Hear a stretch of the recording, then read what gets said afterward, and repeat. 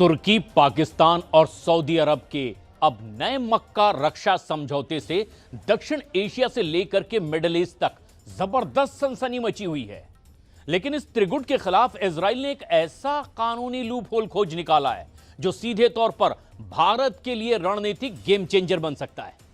Israeli experts के मुताबिक अगर तुर्की अपने घर से बाहर यानी कि पाकिस्तान की धरती पर आकर भारत के खिलाफ किसी दुस्साहस में शामिल होता है तो फिर नेटो का आर्टिकल 5 उसका सुरक्षा कवच नहीं बन पाएगा।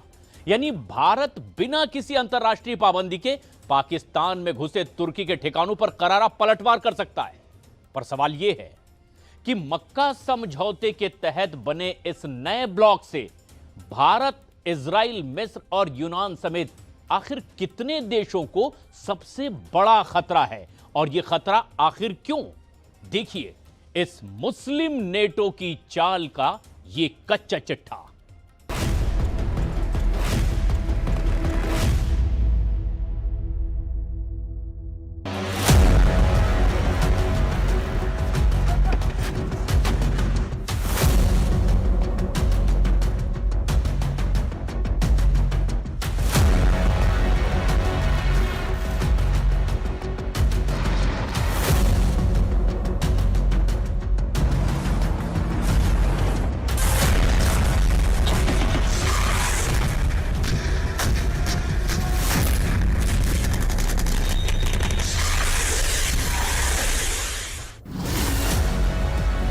तुर्की और पाकिस्तान की बढ़ती नजदीकियों के बीच इजराइल ने एक ऐसा कानूनी लूप होल ढूंढ निकाला है जो भारत के लिए रणनीतिक तौर पर गेम चेंजर साबित हो सकता है।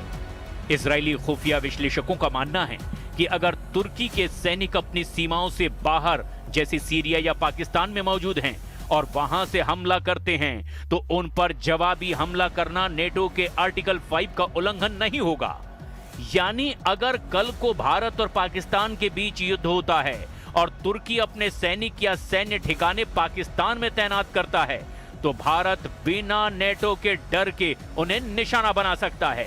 कहने का मतलब साफ है कि जिस मक्का रक्षा समझौते पर 7 अगस्त 2026 को पाकिस्तान, सऊदी अरब और तुर्की ने हस्ताक्षर किए, उस मक्का समझौते के तहत अगर पाकिस्तान ने तुर्की के साथ साजिश करके भारत पर हमला करने या फिर भारत को घेरने की कोशिश की तो यकीन मानिए भारत न सिर्फ पाकिस्तान को रौंद डालेगा बल्कि जरूरत पड़ने पर पाकिस्तान में मौजूद तुर्की की सेना पर भी हमला कर सकता है। और अगर भारत मजबूरी में या आत्म सुरक्षा में ऐसा करता है तो ये मक्का समझौते के उस नियम का उल्लंघन नहीं होगा जिसके तहत किसी एक देश पर हमला होने पर तीनों देशों पर हमला माना जाएगा। सबसे पहले ये जान लीजिए कि पाकिस्तान, तुर्की और सऊदी अरब ने जिस मुस्लिम नेटो को बनाया है उससे सबसे बड़ा खतरा कितने देशों को है और क्यों है। 7 अगस्त 2026 को सऊदी अरब ने पवित्र शहर मक्का में आयोजित शिखर सम्मेलन के दौरान मक्का संयुक्त रक्षा समझौते पर हस्ताक्षर किए। इस ऐतिहासिक समझौते पर सऊदी क्राउन प्रिंस मोहम्मद बिन सलमान, तुर्की के राष्ट्रपति रेसिप तैयब एर्दोगन और पाकिस्तान के प्रधानमंत्री शहबाज शरीफ ने हस्ताक्षर किए। ये त्रिपक्षीय संधि सितंबर 2025 में हुए सऊदी पाकिस्तान रक्षा समझौते का विस्तार है। इसमें अब तुर्की को भी शामिल कर लिया गया है। पश्चिम एशिया में अमेरिका के कमजोर होते सुरक्षा छत्र के बीच इसे एक नए क्षेत्रीय सुरक्षा ढांचे के रूप में देखा जा रहा है। अब आप ये भी जान लीजिए कि किन किन देशों को मक्का रक्षा समझौते से सबसे ज्यादा खतरा है। इजराइल की क्षेत्रीय आक्रामकता और हेक्सागन गठबंधन जिसमें कि इजराइल, ग्रीस, साइप्रस और भारत जैसे देश आते हैं, उसे मक्का समझौते से खतरा बताया गया। शिया बहुल ईरान के चारों ओर 3 प्रमुख सुन्नी बहुल देशों का सैन्य गठजोड़ तेहरान में सुरक्षा चिंताओं को बढ़ाता जा रहा है। पूर्वी भूमध्य सागर में तुर्की के बढ़ते प्रभाव से ग्रीस की समुद्री सीमा सुरक्षा के लिए सीधे चुनौती पैदा हो रही है। समझौते का स्वरूप और मुख्य प्रावधान इन तीनों देशों के लिए सीधे चुनौती है। यह समझौता नेटो के अनुच्छेद 5 के राजनीतिक सिद्धांत से प्रेरित है। इसके तहत किसी भी एक सदस्य देश पर हुए सशस्त्र सैन्य हमले को तीनों देशों पर हमला माना जाएगा। संधि के क्रियान्वयन के लिए विदेश मंत्रियों की एक स्थायी समिति, राजनीतिक व सैन्य समन्वय समितियां और एक स्थायी सामान्य सचिवालय स्थापित करने का निर्णय लिया गया है। इस समझौते का मुख्य आधार रक्षा तकनीक का आदान प्रदान, हथियारों का सह उत्पादन जैसे तुर्की के बैराक्टर ड्रोन और कान फाइटर जेट प्रोजेक्ट और खुफिया जानकारियां साझा करना है। ये गठबंधन एक बंद समूह नहीं, तुर्की और पाकिस्तान के मुताबिक मिस्र और बांग्लादेश जैसे अन्य देश भी निकट भविष्य में इस सुरक्षा व्यवस्था में शामिल हो सकते हैं। امریکا در عربستان حمله بکنه این پاکستان هیچ عکس العملی نشون نمیده، حتی ترکیه، چون میدونن اگه عکس العمل نشون بدن وارد یه جنگی خواهند شد که طرفش ایران خواهد بود.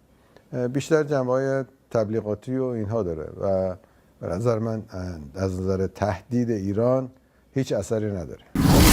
पाकिस्तान तुर्की पर भारी पड़ेगा भारत, इजराइल का बड़ा दावा। इजराइल ने पाकिस्तान और तुर्की और भारत पर हमले को लेकर एक ऐसा सनसनीखेज दावा किया है जिसे भारत का मास्टर स्ट्रोक माना जा रहा है। अगर कल को भारत और पाकिस्तान के बीच युद्ध होता है और तुर्की अपने सैनिक या सैन्य ठिकाने पाकिस्तान में तैनात करता है तो भारत बिना नेटो के डर के उन्हें निशाना बना सकता है। तुर्की से लगातार बढ़ते तनाव के बीच इजराइल के रणनीतिकारों ने नेटो के आर्टिकल 5 के तौर तरीकों और उनके दायरों की बारीकी से जांच पड़ताल की है। उनका निष्कर्ष है कि सामूहिक सुरक्षा की गारंटी उन तुर्की सैन्य कंपनियों की सुरक्षा नहीं करती जो देश की सीमाओं के बाहर काम कर रही हैं।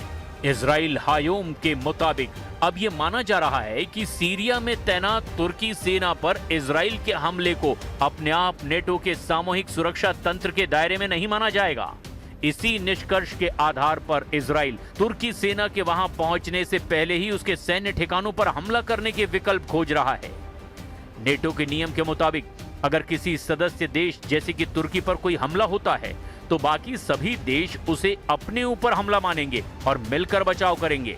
लेकिन इजरायली रणनीतिकारों ने साफ कर दिया है कि नेटो का सामूहिक सुरक्षा का ये नियम सिर्फ सदस्य देश की अपनी आधिकारिक सीमा की रक्षा के लिए लागू होता है। यानी भारत को इजराइल ने एक रास्ता दिखा दिया है। अगर तुर्की पाकिस्तान के अंदर अपने सैनिकों को भेजता है या फिर सैन्य ठिकाने बनाता है तो युद्ध के समय भारत उसे तबाह कर सकता है और नेटो इसमें दखल नहीं देगा। क्षेत्रीय सीमा का नियम। नेटो का आर्टिकल 5 यानी सामूहिक सुरक्षा व्यवस्था केवल और केवल किसी सदस्य देश जैसे तुर्की की अपनी आधिकारिक संप्रभु सीमाओं के भीतर लागू होता है। विदेशी धरती पर सुरक्षा शून्य।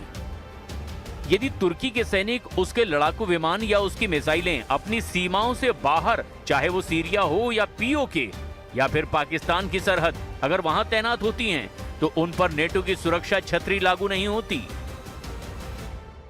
و هر طرحی که مبتنی بر واقعیت‌های ژئوپلیتیک و تاریخی منطقه باشه، جامع و شامل باشه، دشمن و تهدید رو درست شناسایی بکنه، شانس این رو داره که کمک بکنه به تقویت امنیت و جلوگیری از بی‌ثباتی و سوء استفاده های دشمن صهیونیستی و इजराइल के इस खुलासे ने भारत के रक्षा रणनीतिकारों को एक ऐसा फ्री हैंड दे दिया है जिसने पाकिस्तानी जनरल आसिम मुनीर के सारे गणित को ही बिगाड़ कर रख दिया है।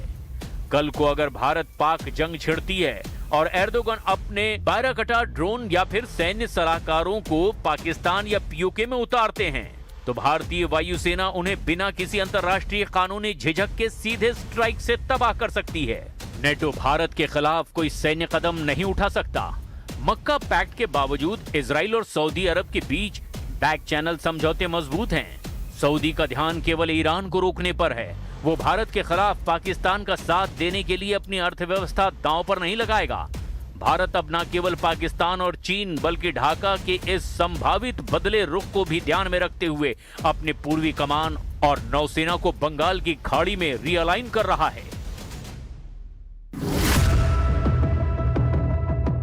पाकिस्तान और तुर्की का सैन्य गठजोड़ लगातार मजबूत हो रहा है। तुर्की न सिर्फ पाकिस्तान को घातक ड्रोन और हथियार दे रहा है बल्कि संकट की स्थिति में अपनी सैन्य मौजूदगी की रणनीति भी बना रहा है। तुर्की ने पाकिस्तान और सऊदी अरब के साथ नेटो के ही आर्टिकल 5 की तरह समझौता किया है, जिसमें एक देश पर हमला तीनों पर हमला माना जाएगा। लेकिन इजराइल के बताए इस रास्ते के बाद अगर भारत और पाकिस्तान के बीच संघर्ष होता है और तुर्की अपने सैनिकों, फाइटर जेट्स या सैन्य सलाहकारों को पाकिस्तान की सरहद या पीओके में भेजता है, तो फिर भारत के हाथ बंधे नहीं होंगे। इसका सबसे अच्छा उदाहरण खुद इजराइल ने साबित करके दिखाया है।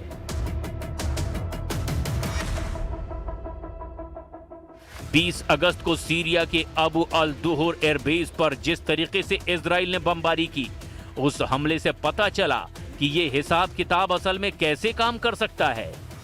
रनवे और मिलिट्री ठिकानों पर 8 हमले किए गए, जबकि उस बेस पर तुर्की के सैनिक या उपकरण मौजूद नहीं थे।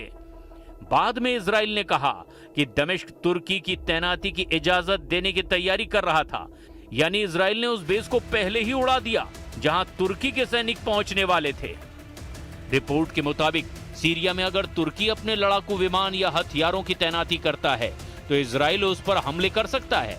अबू अल दुहर पर हुए हमलों का महत्व उनके समय पर निर्भर करता है।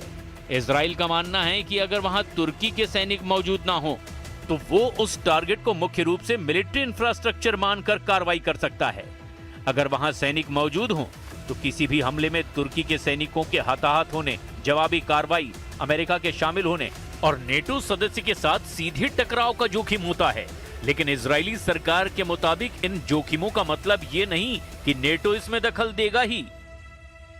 پیمانی که بسته شده هیچ اثری در جنگ ایران و آمریکا و رژیم صهیونیستی نخواهد داشت.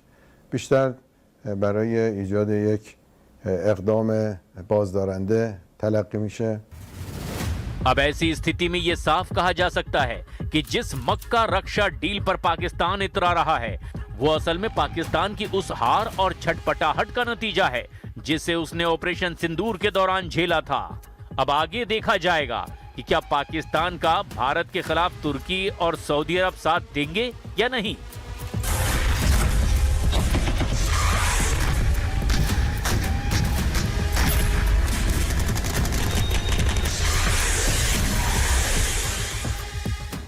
पश्चिम एशिया में जारी ईरान युद्ध को 175 दिन पूरे हो चुके हैं और इस बीच अमेरिकी राष्ट्रपति डोनाल्ड ट्रंप ने एक दावा किया और इससे पूरी दुनिया में हड़कंप मच गया। ट्रंप का दावा है कि अगर अमेरिकी सेना तेहरान की पूरी तरह से नाकेबंदी नहीं करती तो ईरान महज 2 हफ्ते के भीतर अपना पहला परमाणु बम बना लेता।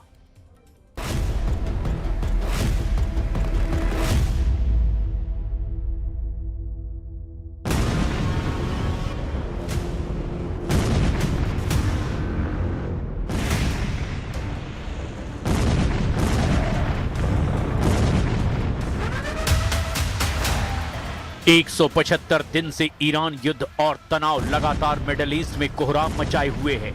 अभी तक के तनाव और जंग में अमेरिका ने ईरान को चारों तरफ से तबाह करने का दावा किया है, लेकिन साथ ही ट्रंप ने कुछ ऐसा भी दावा कर दिया है जिसने एक बार फिर से दुनिया को चौंका कर रख दिया है। ट्रंप ने दावा किया कि अगर अमेरिकी सेना ने हॉर्मुज की पूर्ण नाकेबंदी नहीं की होती तो ईरान परमाणु बम 2 हफ्ते में बना चुका होता। अमेरिकी राष्ट्रपति डोनाल्ड ट्रंप के इस बड़े बयान ने पश्चिम एशिया के युद्ध क्षेत्र में एक बार फिर तहलका मचा दिया है। डोनाल्ड ट्रंप के हालिया दावों के मुताबिक अगर अमेरिकी सेना और उसके खुफिया तंत्र ने तेहरान के परमाणु ढांचे पर समय रहते सटीक सैन्य हमले और नाकेबंदी नहीं की होती तो ईरान महज 14 दिनों में यानी 2 हफ्ते के भीतर ही अपना पहला काम चलाऊ परमाणु हथियार हासिल कर लेता। अंतर्राष्ट्रीय परमाणु ऊर्जा एजेंसी और अमेरिकी खुफिया रिपोर्टों के आंकड़ों का हवाला देते हुए ट्रंप ने कहा कि ईरान ने नतांज और फोर्दो के अंडरग्राउंड ठिकानों में यूरेनियम संवर्धन का स्तर 60% से बढ़ाकर 90% यानी वेपन ग्रेड के खतरनाक स्तर तक पहुंचा दिया था। एक परमाणु हथियार तैयार करने के लिए लगभग 25 किलोग्राम 90% तक संवर्धित यूरेनियम की जरूरत होती है। ईरान ने अपनी सुविधाओं में उन्नत IR-6 सेंट्रीफ्यूज की हजारों खेपें तैयार कर रखी है जो सामान्य सेंट्रीफ्यूज की तुलना में 10 गुना तेजी से यूरेनियम संवर्धित कर सकती है। 2015 के परमाणु समझौते यानी JCPOA के दौरान ईरान का ब्रेकआउट टाइम 12 महीने था, जो अमेरिकी हमलों से ठीक पहले घटकर महज 10 से 14 दिन रह गया था। ट्रंप प्रशासन का दावा है कि अमेरिका के द्वारा B-2 स्टील्थ बम वर्षकों से किए गए प्रीएम्प्टिव स्ट्राइक्स ने ईरान की मुख्य संवर्धन केंद्रों को कम से कम 3 साल पीछे धकेल दिया है। नहीं दिखाएंगे ईरान का परमाणु, ट्रंप नेतन्याहू को काली बाफ का चैलेंज। ईरान के परमाणु ठिकानों पर अगर अमेरिका और इजराइल की सीधी पहुंच हो जाती है तो ये वाकई अमेरिका और इजराइल की ईरान पर सीधी जीत साबित करने का बेहतरीन मौका होगा। लेकिन मौजूदा हालात में ईरान अपने तेवरों से फिर साबित कर रहा है कि ईरान रत्ती भर भी झुकने वाला नहीं है। जरा खबर को समझ लीजिए। अमेरिका अंतर्राष्ट्रीय परमाणु एजेंसी IAEA की आड़ में ईरान के परमाणु प्रोग्राम पर क्या नकेल कसने की कोशिश कर रहा है और कैसे ईरान अमेरिका और इजराइल के इस परमाणु पंजे से खुद को बचाने में जुटा है। नहीं दिखाएंगे ईरानी परमाणु, ट्रंप के परमाणु पंजे पर प्रहार। ईरान ने IAEA को परमाणु ठिकानों तक पहुंच देने से साफ इनकार कर दिया है। ईरानी संसद के स्पीकर मोहम्मद बाकर कालिबाफ ने एक ऐसा बयान दिया है जिसे सुनकर राष्ट्रपति ट्रंप और इजराइल के प्रधानमंत्री नेतन्याहू के होश उड़ गए हैं। मोहम्मद बाकर कालिबाफ ने तो दो टूक शब्दों में कह दिया कि ईरानी कानून इस बात की अनुमति ही नहीं देता कि IAEA ईरान के 3 परमाणु ठिकानों का दौरा करें। ईरान के इस्फान, फोर्दो और नतांज परमाणु ठिकाने ईरान के परमाणु कार्यक्रम के मजबूत स्तंभ माने जाते हैं। तीनों तकनीकी रूप से एक दूसरे से जुड़े हुए हैं। इनके बिना ईरान का परमाणु ढांचा अधूरा है। अमेरिका और इजराइल चाहते हैं कि IAEA के जरिए ईरान के इस्फान, फोर्दो और नतांज का पूरा कच्चा चिट्ठा सामने आ जाए। IAEA चाहता है कि वो ईरान के तीनों परमाणु साइट्स इस्फान, फोर्दो और नतांज का बारीकी से निरीक्षण करे और पता लगाए कि आखिर ईरान का 440 किलो 60% संवर्धित यूरेनियम कहां छिपा है। अब आप ये भी जान लीजिए कि ईरान के ये तीनों परमाणु अड्डे इतने ज्यादा अमेरिका, इजराइल और IAEA की आंखों की किरकिरी क्यों बने हुए हैं। इस्फान न्यूक्लियर फैसिलिटी, यहां मुख्य रूप से यूरेनियम कन्वर्जन फैसिलिटी यानी कि UCF काम करती है। देश की खदानों से जो भी कच्चा यूरेनियम लाया जाता है, जिसे येलो केक कहते हैं, उसे यहां रासायनिक प्रक्रिया के जरिए यूरेनियम हेक्साफ्लोराइड गैस यानी कि UF6 में बदला जाता है। इसी गैस को बाद में संवर्धन के लिए दूसरे संयंत्रों में भेजा जाता है। यहां संवर्धित यूरेनियम से परमाणु रिएक्टरों के लिए फ्यूल रॉड्स, ईंधन की छड़ें तैयार करने का काम भी होता है। इस्फान के आसपास ईरान का बहुत बड़ा सैन्य बेस और एयर डिफेंस सिस्टम तैनात है, क्योंकि इस क्षेत्र पर हमला पूरे परमाणु कार्यक्रम की रीढ़ तोड़ने जैसा माना जाता है। फोर्दो न्यूक्लियर फैसिलिटी, ईरान के पवित्र शहर कुम के पास मौजूद ये संयंत्र सुरक्षा के लिहाज से सबसे अभेद और रणनीतिक रूप से सबसे खतरनाक माना जाता है। फोर्दो को एक विशाल पहाड़ी के अंदर लगभग 250 से 300 फीट की गहराई में कंक्रीट की मोटी परतों के नीचे बनाया गया है। इस बनावट की वजह से इस पर पारंपरिक हवाई हमलों या फिर बड़े बंकर बस्टर बमों का असर होना लगभग नामुमकिन माना जाता है। यहां आधुनिक और एडवांस सेंट्रीफ्यूज जैसे कि IR6 के जरिए यूरेनियम को सीधे 60% या उससे ज्यादा शुद्धता तक समृद्ध किया जाता है, जो मेडिकल रिसर्च के नाम पर सैन्य स्तर के बेहद करीब है। नतांज न्यूक्लियर फैसिलिटी, यह ईरान का सबसे बड़ा केंद्रीय और मुख्य यूरेनियम संवर्धन संयंत्र है, जो इस्फान प्रांत के अंतर्गत ही नतांज शहर के पास मौजूद है। नतांज में बड़े पैमाने पर औद्योगिक स्तर पर यूरेनियम संवर्धन होता है। यहां जमीन के ऊपर और जमीन के नीचे विशाल हॉल्स बने हुए हैं, जहां हजारों की संख्या में सेंट्रीफ्यूज 24 घंटे घूमकर गैस को समृद्ध करते हैं।